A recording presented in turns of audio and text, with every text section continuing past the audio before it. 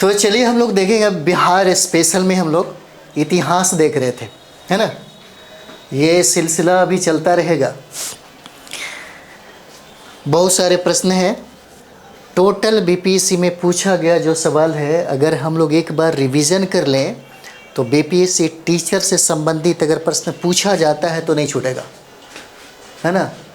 यानी कि हम लोग आगे अगल बगल में बहुत सारे फैक्ट को भी हम लोग करते चलेंगे ताकि एक बार रिवीजन हो जाए आपका। तो चलिए प्रश्न कहता है यहाँ पे, छोटा नागपुर काश्तकारी कानून कब पारित हुआ, है ना। छोटा नागपुर काश्तकारी कानून जो है कब पारित हुआ, यही प्रश्न कह रहा है। 71 का आंसर जो है ए हो जाएगा, है ना। देखिए मुंडा विद्रोह हुआ था, है ना। जितने भी जनजातीय विद्रोह हैं जिसमें मुंडा विद्रोह और संथाल विद्रोह बहुत ही सक्रिय दिखाई दिया।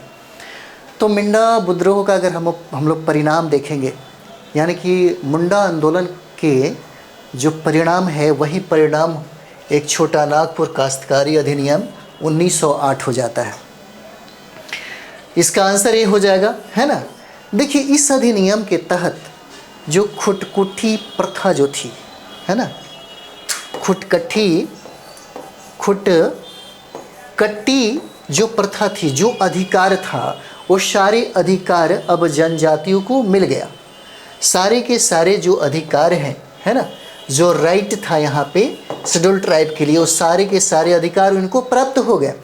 छोटा नागपुर काश्तकारी अधिनियम में कुछ चीज़ें और भी समाहित थी, जैसे बेगारी प्रथा एक सिस्टम में समाहित हो गया था। जनजातियों से अधिकतर ज़मींदार कहें या ब्रिटिश हुकूमत में काम करने वाले जो ब्रिटिश यानी कि जो अधिकारी थे, इन जनजातियों का इस्तेमाल करते थे, बेगारी खटवाते थे, है ना। और इस बेगारी से इस अधिनियम के तहत इनको मुक्त कर दिया गया, है ना। जैसे बलात् श्रम करवाई जाती थी, ज़बरदस्ती मारपीट करके किसी तरह शोषण करके उसका उन्मूलन कर दिया गया, है ना। बलात् जो श्रम था, इस बलात् श्रम का उन्मूलन कर दिया गया। इसके माध्यम से छोटा नागपुर काश्तकारी अधिनियम के माध्यम से ये हो गया। और यह अधिनियम जो है, अगर आप देखिएगा जब पढ़िएगा, क्योंकि पीटी और मेंस में सबसे ज़्यादा जो सवाल है मेंस की अगर हम लोग बात करें तो बिरसा आंदोलन और संथाल से प्रश्न पूछे जाते हैं। हमेशा एक प्रश्न रहेगा ही रहेगा। और ये जो आपको छोटा नागपुर काश्तकारी कानून जो मिला शेड्यूल ट्राइब के लिए, यह बिरसा आंदोलन का ही परिणाम था। यह बिरसा आंदोलन का प्रतिक्रिया में यह आया था कानून। अगर हम लोग यहाँ पे देखते हैं, अगर हम लोग यहाँ पे देखें तो जब हमारा देश आज़ाद हुआ, आज़ाद होने के बाद भारत के संविधान में, मूल संविधान में 8 अनुसूचियाँ थी, बाद में 4 अनुच्छेद को जोड़ा गया, है ना। और इस तरीके से जो 9वीं अनुसूचियाँ हैं, है ना, इसी 9वीं अनुसूची में इस कानून को रख दिया गया ताकि इसे न्यायिक समीक्षा ना किया जा सके, है ना, न्यायिक समीक्षा से परे रखा जा सके, है ना। बाद में इसी में संशोधन किया गया। जैसे पिछली बार अगर देखेंगे तो 1955, है ना, 1955 जो हो जाता है सीएनटी का 1955 हम लोग देखेंगे अधिनियम, तो इसमें बहुत सारे संशोधन हुए। अगर वर्तमान में हम लोग संशोधन की बात करें तो अभी तक लगभग 26 बार जो है यह संशोधन हो चुका है, 26 बार संशोधन हो चुका है। फिर भी शेड्यूल ट्राइब की हालात ज्यों का त्यों है। शेड्यूल ट्राइब की स्थिति जो है यह ठीक नहीं हो पाया। छोटा नागपुर काश्तकारी अधिनियम के तहत शेड्यूल ट्राइब के जीवन, है ना, जैसे जल जंगल ज़मीन से संबंधित जो भावनात्मक एक लगाव था, है ना। आप देखते होंगे जब भी ये खेती बाड़ी करते होंगे तो पर्यावरण हित में ही काम होता है, बाकी लोगों की तरह नहीं होता है। तो जो उद्देश्य से इस कानून को बनाया गया था, वो उद्देश्य आज भी पूरा नहीं हो पाया है, ये कहा जा सकता है। यानी कि अभी भी अपने उद्देश्य को यह प्राप्त नहीं कर पाया। चलिए आगे हम लोग बढ़ते हैं। अगले प्रश्न में हम लोग देखेंगे, बहुत इंपॉर्टेंट है, यहाँ से बहुत सारे प्रश्न पूछे जाएंगे। बिहार विधानसभा में, है ना, बिहार विधानसभा में हम लोग यहाँ पे देखते हैं, ठीक है। बिहार विधानसभा में कहता है कि अनुसूचित जाति के लिए उम्मीदवारों के लिए कितनी सीटें जो है आरक्षित हो जाती है ना। बिहार विधानसभा सीट के लिए कहता है यहाँ पे कि बिहार विधानसभा में अनुसूचित जाति यानी कि शेड्यूल कास्ट के लिए, है ना, कितनी सीटें जो है आरक्षित है? इसका आंसर हो जाएगा ए हो जाएगा, 38 सीटें, है ना। तो देखिए बिहार विधानसभा में जो टोटल सीट है ना, अगर हम लोग कुल सीट की बात करें बिहार विधानसभा में, है ना, बिहार विधानसभा में कुल सीट की बात करें तो 243 हो जाता है ना। कुल सीटें कितना? 243 हो जाता है, जिसमें सामान्य के लिए, है ना, जिसमें सामान्य के लिए जो सीट है वो सीट आपका हो जाता है 203। 203 जो सीट है वो सामान्य के लिए हो जाता है। और आरक्षित में हम लोग देखेंगे अनुसूचित जाति के लिए जो आरक्षित सीटें है उसकी संख्या 38 है। और यही सवाल पूछ रहा था आपसे, है ना, यही सवाल आपसे पूछ रहा था। और अनुसूचित जनजाति के लिए यानी कि शेड्यूल ट्राइब के लिए 2 सीटें हैं। एक हो जाता है, एक हो जाएगा कटोरिया, है ना, एक हो जाता है कटोरिया और दूसरा हो जाता है मनिहारी, है ना, ये दूसरा मनिहारी हो जाता है। यानी कि शेड्यूल ट्राइब के लिए 2 सीटें रिजर्व किया जाता है ना। टोटल सीटें कितना है? 243 है, 243 हो जाएगा। और इसमें समान वर्ग के लिए 203 सीटें हैं, शेड्यूल कास्ट के लिए 38 सीटें हैं और अनुसूचित जनजाति ट्राइब के लिए 2 सीटें हैं। कटोरिया और मनिहारी हो जाता है, कटोरिया और मनिहारी हो जाएगा। ठीक है, आगे कुछ और भी हम लोग देखते हैं इसमें। देखिए अभी विधान परिषद में हम लोग अगर देखेंगे, ठीक है, विधान परिषद में हम लोग देखेंगे तो विधान परिषद में 75 क्या है सदस्य हो जाते हैं। अगर हम लोग झारखंड को लेकर भी चलेंगे, जब झारखंड था तो 95 सीटें थी यहाँ पे सदस्य थे। अभी वर्तमान में अभी जो लोकसभा का जो चुनाव हुआ है बिहार में, लोकसभा, है ना, की सीटें 40 हो जाती है। लोकसभा की सीटें जो है ना, लोकसभा की जो सीट है वह 40 है बिहार में, है ना, 40 बिहार में हो जाता है, जिसमें 6 सीटें जो है ना, 40 सीट में 6 सीटें जो है वो आरक्षित हो जाती है। यही सवाल आपसे हो सकता है पूछा जा सके, जिसमें चिराग पासवान की सीट बहुत ज़्यादा आया है ना। तो यहाँ पे हम लोग देखिए 6 सीटें कहाँ कहाँ है, तो देखिए गया हो जाएगा, है ना, याद रखिएगा बहुत इंपॉर्टेंट है, पूछा जाता है। गया हो जाएगा, है ना, गया के बाद समस्तीपुर हो जाता है, ठीक है, समस्तीपुर हो जाएगा। और समस्तीपुर के बाद हम लोग देखेंगे हाजीपुर, हाजीपुर में खुद वो जीत गए, है ना, हाजीपुर है, ये हाजीपुर हो जाता है। हाजीपुर के बाद जमुई हो जाएगा, जमुई से भी उनकी पार्टी सीट जीती है, जमुई हो जाएगा। और जमुई के बाद क्या हो जाएगा? गोपालगंज हो जाता है ना, जमुई के बाद क्या है? गोपालगंज हो जाएगा। और गोपालगंज के बाद यहाँ पे देखेंगे हम सासाराम हो जाता है ना, सासाराम। इस तरीके से लोकसभा जो सीटें आरक्षित है अनुसूचित जाति के लिए वो 6 सीटें हो जाती है, गया, समस्तीपुर, हाजीपुर, जमुई, गोपालगंज और सासाराम हो जाएगा। ये पूछा जाता है, ये बहुत इंपॉर्टेंट है, यहाँ से सवाल पूछे जाते हैं, ठीक है। नेक्स्ट और भी देख लीजिए, राज्यसभा में सदस्यों की जो संख्या है पूछा जाता है। राज्यसभा में, है ना, राज्यसभा में बिहार से जो सदस्यों की संख्या है वह हो जाता है 16 सदस्यों की संख्या हो जाता है। जैसे अगर हम लोग बिहार की बात करें तो बिहार में, है ना, बिहार में जिलों की संख्या कितना है? 38 जिला है ना, 38 जिला है। 38वां जिला जो नया जिला है उसके बारे में पूछा जाता है, हालांकि और 2 नया जिला बनने की प्रोसेस में है। तो 38वां जिला आपका अरवल हो जाएगा। और अरवल जो बना है वो जहानाबाद से बना है ना, वो जहानाबाद से बना है। और यहाँ पे प्रमंडल जो है ना, बिहार में प्रमंडल जो है, प्रमंडल की संख्या 9 हो जाता है ना। और अनुमंडल की संख्या 101 हो जाएगा, ठीक है। अनुमंडल पदाधिकारी आप लोग सुनते होंगे, है ना, अनुमंडल 101 हो जाएगा। और प्रखंड की संख्या जो है बिहार में, प्रखंड की जो संख्या है, प्रखंड 534 हो जाता है ना, 534 हो जाएगा, ठीक है। चलिए आगे हम लोग बढ़ते हैं, बहुत सारा अभी सवाल है, चलिए आगे बढ़ते हैं। और ये देखिए 67वीं बीपीएससी में 2022 का जो पीटी का एग्ज़ाम हुआ था उसी में ये सवाल पूछा गया, ठीक है। यहाँ फिर हम लोग देखते हैं, ये भी 67वीं में पूछा गया सवाल है। प्रश्न है कि बिहार में, है ना, बिहार में पंचायती निकायों में महिलाओं को 50% आरक्षण किस वर्ष, है ना, किस वर्ष प्रदान किया गया? किस वर्ष प्रदान किया गया? बहुत इंपॉर्टेंट है, हो सकता है यहाँ से संदर्भ में बहुत सारे सवाल आपसे पूछे जाए, है ना। बिहार में पंचायत निकायों में महिलाओं को आरक्षण जो है 50% जो दिया गया, किस वर्ष दिया गया, यही सवाल आपसे पूछता है ना। इसका आंसर क्या हो जाएगा, बी हो जाता है। 2006 में 50% जो आरक्षण है ये लागू किया जाता है ना। देखते हैं और भी सारे चीज़ें हैं।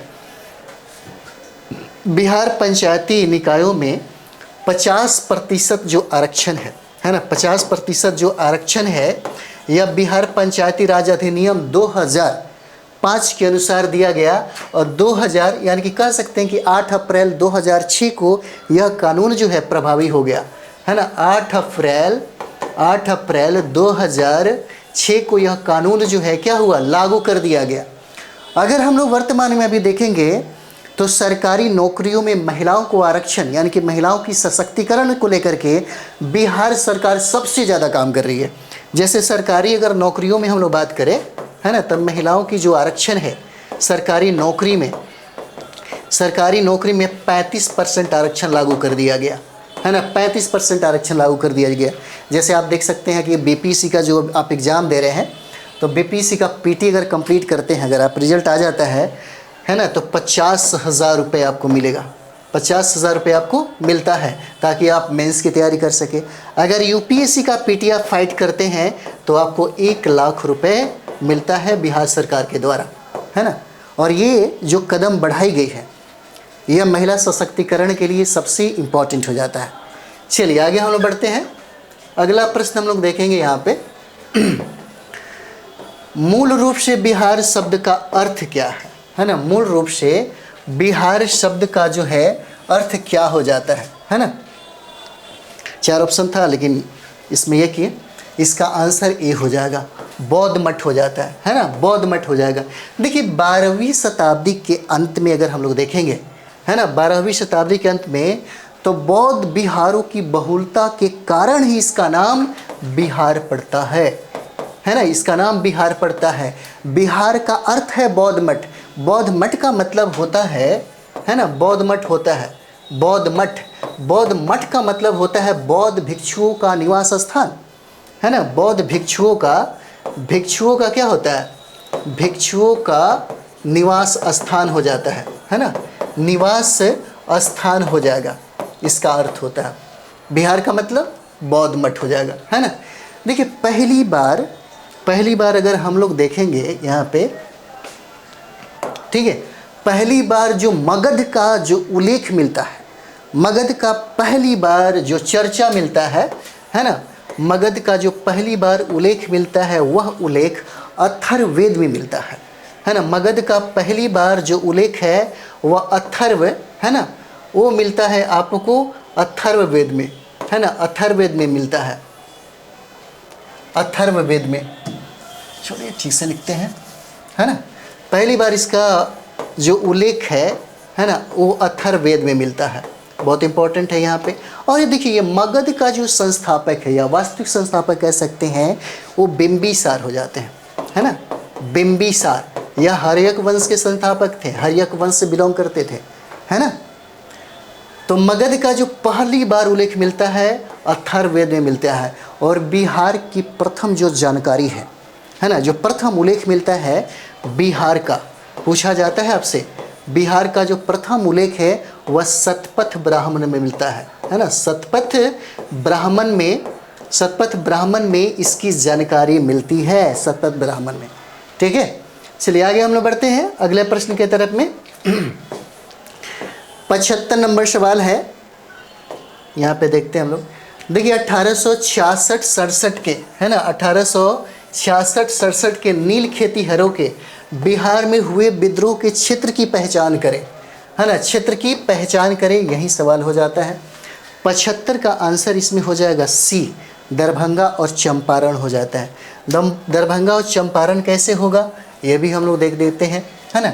देखिए विद्रोह की जो आग है सबसे पहला, है ना, विद्रोह की जो आग है सबसे पहले, है ना, चंपारण का एक क्षेत्र था जिसका नाम था लाल सरैया कोठी, है ना, जिसका नाम था लाल सरैया, है ना, लाल सरैया कोठी। और यहीं पे यह आग सबसे पहले फूटा, है ना। चंपारण में एक जगह है जिसका नाम है लाल सरैया कोठी, और यह जो है ना, नील खेतिहरों का जो विद्रोह है सबसे पहले यहीं पे फूटा। बाद में, है ना, बाद में यह चंपारण में आता है, और फिर बाद में यह दरभंगा में फैल जाता है ना। बाद में चंपारण और दरभंगा में यह फैल जाता है। ठीक है, एक चीज़ और भी हम लोग देखेंगे यहाँ पे, एक चीज़ और देखते हैं। देखिए 1859 में, है ना, 1859 में बंगाल में नील विद्रोह हुआ था। पूछा गया सवाल है ना, बंगाल में नील विद्रोह हुआ था, पूछा जाता है। बंगाल में क्या हुआ था? नील विद्रोह हुआ था। और यही बंगाल के नदिया जिला में, है ना, बंगाल के नदिया जिला है, बंगाल के नदिया जिला में, है ना, नील की खेती करने से किसानों ने इनकार कर दिया।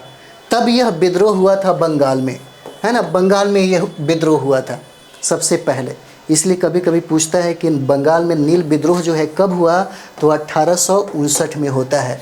नील की खेती करने से यहाँ के किसानों ने इनकार कर दिया, है ना, इनकार कर दिया। तब आप देखेंगे कि बिहार में सबसे पहले चंपारण में एक लाल सरैया कोठी है, यहाँ पे नील की खेती के विरोध में वहाँ के किसानों का गुस्सा भड़का।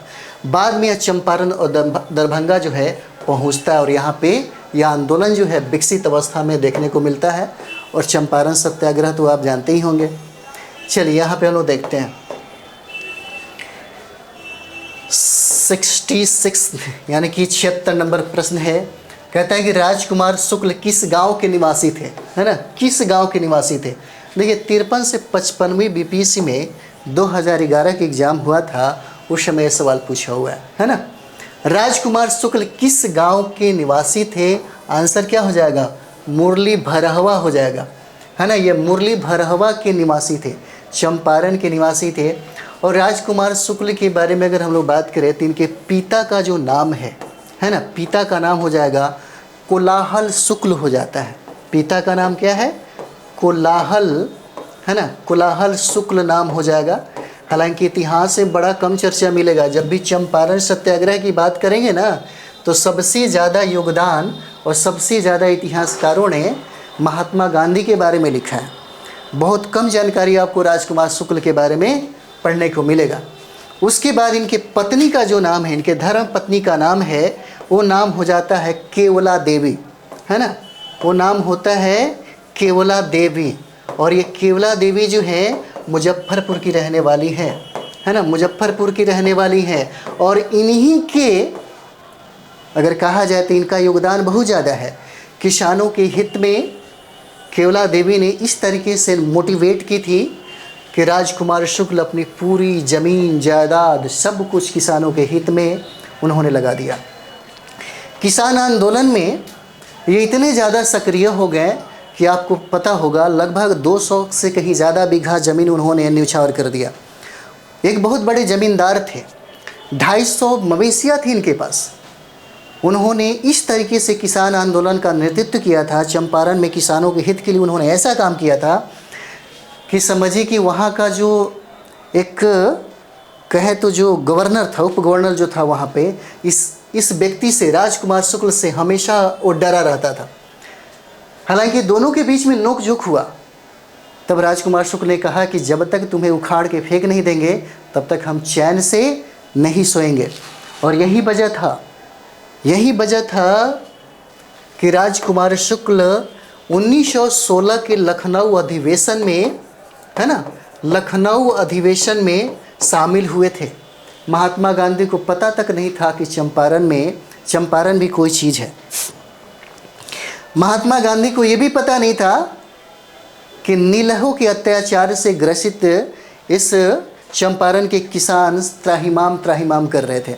हालांकि शुरू में अगर हम लोग देखें तो राजकुमार शुक्ल का वैल्यू महात्मा गांधी बिल्कुल नहीं करते हैं वहाँ पे। लेकिन लखनऊ अधिवेशन में एक काम हो जाता है। लखनऊ अधिवेशन में किसानों से संबंधित जो प्रस्ताव है वो पारित किया जाता है। और बहुत मनाने के बाद महात्मा गांधी तैयार हो जाते हैं चंपारण आने के लिए। महात्मा गांधी जो है चंपारण आने के लिए तैयार हो जाते हैं और वो कलकत्ता से पटना आते हैं और पटना से मुजफ्फरपुर होते हुए मोतिहारी जाते हैं। और यही वजह था कि 1917 का चंपारण जो सत्याग्रह है ना, अगर राजकुमार शुक्ल नहीं होते तो इतिहास के पन्नों में महात्मा गांधी का जो प्रथम सत्याग्रह है ये दर्ज भी नहीं होता। और शायद है ना, इतिहास में शायद वैध नहीं, लेकिन फिर भी है ना, शायद हो सकता था कि महात्मा गांधी का जो कद इतना बड़ा है ना, ये टर्निंग पॉइंट यहाँ से नहीं मिल पाता अगर ये नहीं होते तो।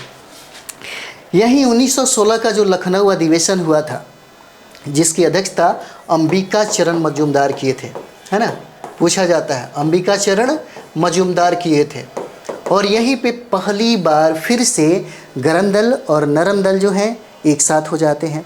यहाँ पे एक और घटना हो जाती है, मुस्लिम लीग जो है ना, मुस्लिम लीग पहली बार, है ना, मुस्लिम लीग जो है पहली बार इसमें शामिल हो जाता है। और कांग्रेस के, है ना, कांग्रेस के लिए कहा भी जाता है कि ये बहुत बड़ी भूल होती है। ठीक है, चलिए और कुछ भी देखते हैं हम लोग आगे। अगला प्रश्न देखते हैं हम लोग। ये प्रश्न हो जाएगा 64वीं बीपीसी में पूछा गया सवाल है ना।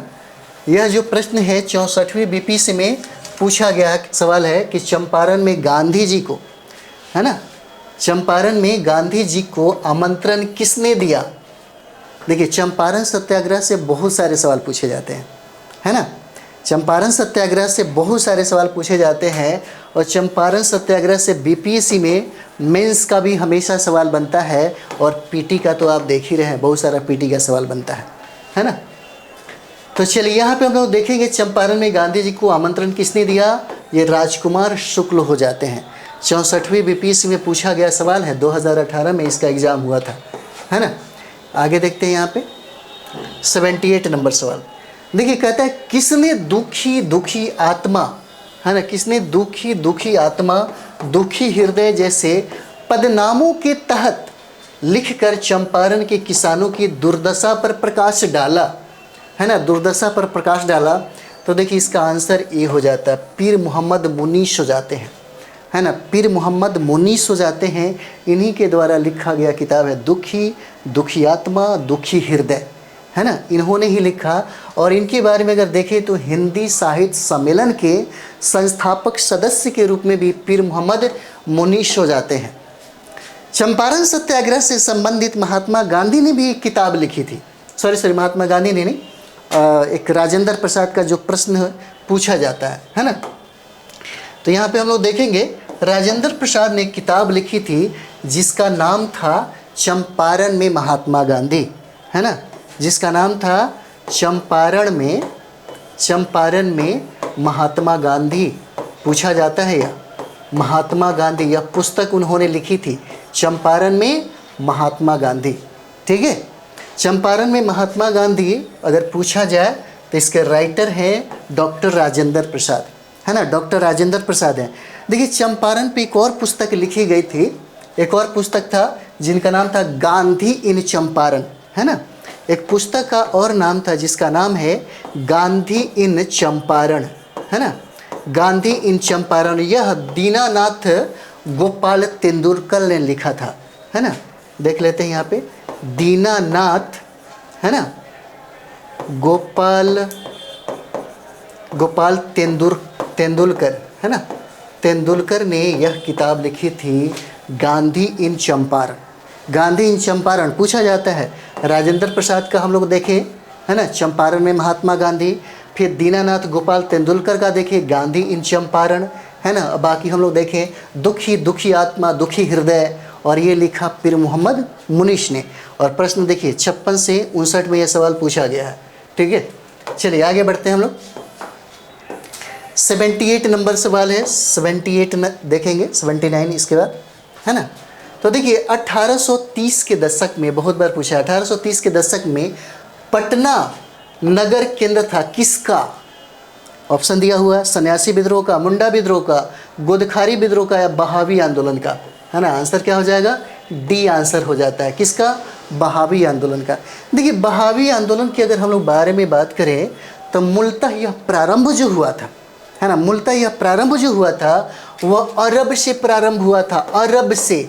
अरब से प्रारंभ हुआ था, है ना, अरब से प्रारंभ हुआ था। लगभग अगर हम लोग बात करें तो 1744 के लगभग, है ना, 1744 के लगभग यह प्रारंभ हुआ था। और इसके नेतृत्वकर्ता जो थे उनका नाम था अब्दुल बहाव, है ना, उनका नाम था अब्दुल बहाव नाम था, है ना, अब्दुल बहाव नाम था। अगर हम लोग इस बहावी आंदोलन के स्वरूप के बारे में बात करें, है ना, अगर हम लोग इसके स्वरूप के बारे में बात करें तो यह सांस्कृतिक, राजनीतिक और धार्मिक आंदोलन था, है ना। यह सांस्कृतिक, राजनीतिक और धार्मिक आंदोलन हो जाता है। यह जो है धार्मिक आंदोलन हो जाता है, ठीक है, जो मूलतः कहाँ प्रारंभ हुआ, अरब में, लगभग 1744 के लमसम, ठीक है, जिसका नेतृत्व करता अब्दुल बहाव हो जाते हैं। लेकिन भारत में हम लोग बात करेंगे, भारत में अगर हम लोग बात करें यहाँ पे, तो भारत में यह जो प्रारंभ हुआ, है ना, यह जो भारत में प्रारंभ हुआ, भारत में 1830 में यह प्रारंभ होता है ना, 1830 में। और 1830 में प्रारंभ हुआ उत्तर प्रदेश के रायबरेली से प्रारंभ होता है। और इसके जो नेतृत्व करता है, जो भारत में हुए, उनका नाम है सैयद अहमद बरेलवी, है ना, उनका नाम हो जाता है सैयद अहमद बरेलवी नाम हो जाता है। यही तो सवाल पूछ रहा था आपसे, है ना, जो 1830 के दशक में, है ना। और यही व्यक्ति सैयद अहमद बरेलवी जो है 1830 में ही पटना में क्या करते हैं, पटना के यात्रा पर आते हैं, है ना। और पटना में बहावी आंदोलन का, पटना जो है बहावी आंदोलन का क्या हो जाता है, केंद्र हो जाता है। यही सवाल पूछा है, ठीक है। 1830 के दशक में पटना नगर किसका था, बहावी आंदोलन का, है ना। चलिए आगे हम लोग देखेंगे अगला प्रश्न। चलिए अगला प्रश्न है 65वीं बीपीएससी में पूछा गया सवाल है 2019 में, है ना, यह प्रश्न पूछा गया था। पूछता है कि भागलपुर में, है ना, भागलपुर में नमक सत्याग्रह का नेतृत्व किसने किया, ठीक है। भागलपुर में नमक सत्याग्रह का नेतृत्व किसने किया, कहाँ पे, तो भागलपुर में नमक सत्याग्रह का नेतृत्व है किसने किया, तो ये देखिए महादेव लाल सराफा नाम रहता है ना, महादेव लाल सराफा नाम है इनका, बहुत इंपॉर्टेंट है। यहाँ से बहुत सारे सवाल जो है पूछे जा सकते हैं।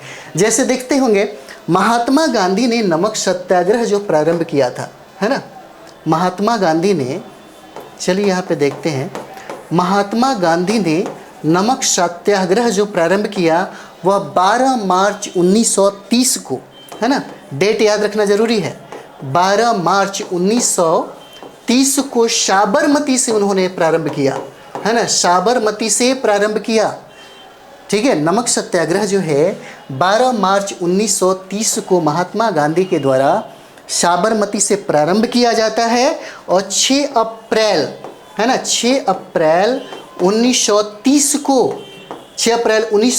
को कहाँ पे, तो दांडी में नमक कर तोड़ा जाता है ना। 1930 में दांडी में क्या किया जाता है, नमक कर को तोड़ा जाता है, कर तोड़ा जाता है। उसके बाद यह जो आंदोलन है, यह जो क्रांति है और यह जो, है ना, सत्याग्रह है, पूरे भारत में क्या है, फैल जाता है, पूरे भारत में फैल जाता है।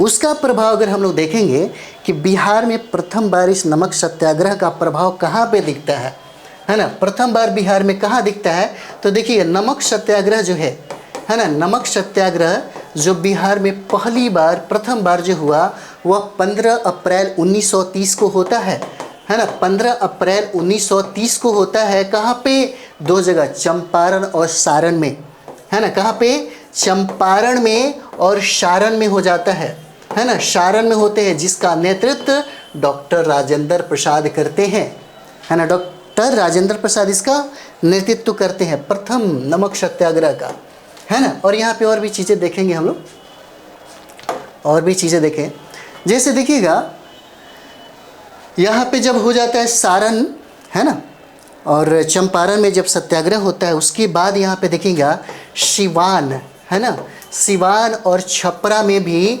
नमक सत्याग्रह प्रारंभ हो जाता है ना।